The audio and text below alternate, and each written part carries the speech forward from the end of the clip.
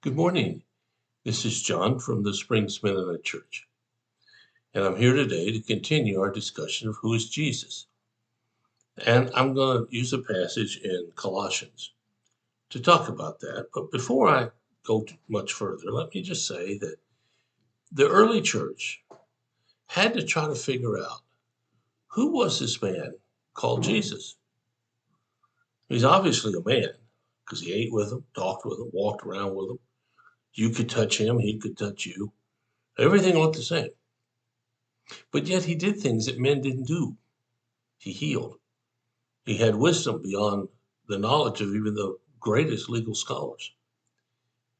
He just didn't fit anything that they thought. And then on top of that, he was killed and he rose from the dead. And that made them wonder more and more and more, who was this guy? Now, you and I have the benefit of 2,000 years of history of the church talking about him. But many of you may not really think much about it. And there's some who may be listening that don't think anything at all. So let's look at Colossians chapter 1, beginning with the last half of verse 15. And this is probably the most powerful explanation of who Jesus is. Last half of verse 15 through verse 17. He existed, that's Jesus. He existed before anything was created and is supreme over all creation. For through him God created everything, and in the heavenly realms and on earth. He made the things we can see and the things we cannot see, such as thrones and kingdoms and rulers and authorities in the unseen world. Everything was created through him and for him. He existed before anything else, and he holds all creation together. Now, obviously, no human being could meet that description. Even the mightiest, most powerful, wisest human being that ever existed couldn't meet that description. But yet, Jesus does.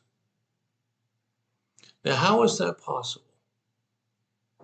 Well, it's only possible because of who God is. God is the creator of everything.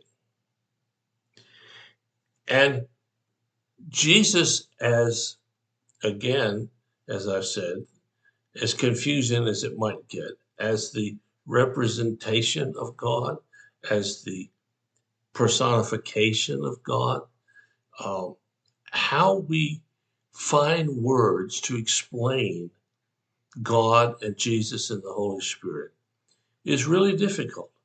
And it's difficult because our understanding is not anywhere near big enough to comprehend God.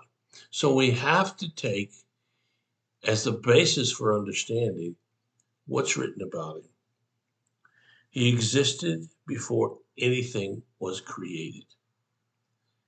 Now, I know the Big Bang Theory says that the world got molded out of this some kind of explosion way, way, way billions of years in history in the past. And I don't know. I don't know if that's true or not. I know that's what science is rooted on.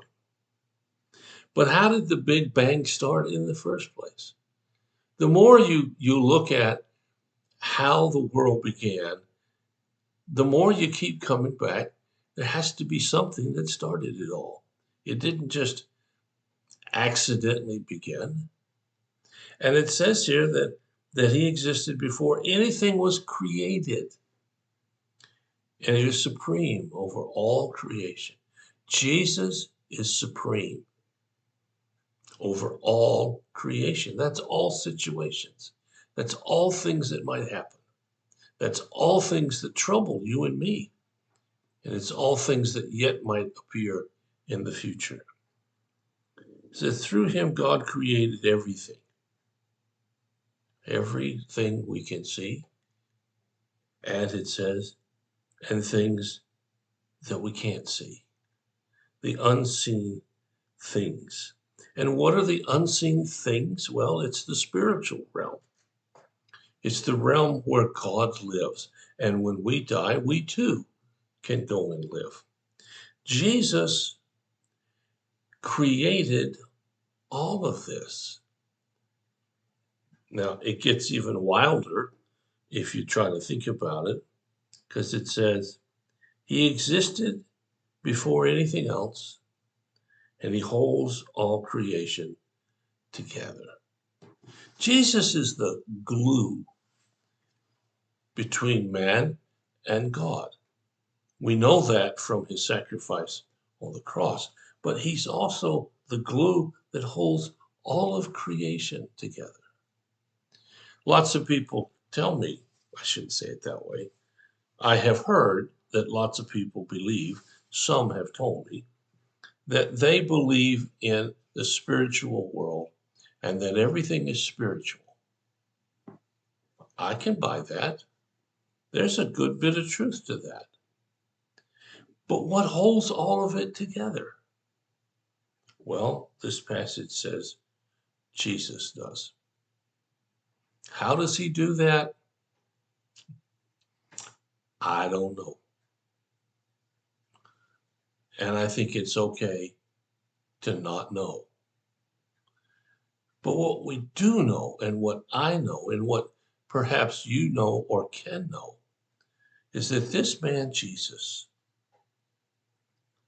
in his life on this earth, demonstrated everything that we need to know about God and about God's intention for mankind. Now, I don't know about you. I don't think I'm going to live to be 100 years old. Around here, a number of people have, and there are several who get pretty close. But 100 years compared to the Big Bang Theory when it all began is nothing. It's not even an eye blink in history. And all these people who exist now only in the cemetery, at least their bodies do, I mean, they represent sometimes hundreds of years. You go back into Europe, some graves are thousands of years old, but that's nothing compared to eternity. And it's really marvelous that the one who holds it together, who created it, who dominates over it, is the man from Nazareth named Jesus. Now, if that part is vaguely true, then it ought to be obvious that putting our hands in his hand and walking through this life is really the way to live. When you think about it, let me know what you think. In the meantime, if you have a need or a concern, call us. We'll do whatever we can as fast as we can to help meet your need.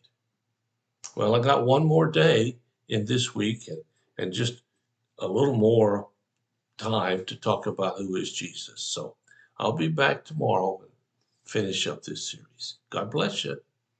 I'll talk to you again.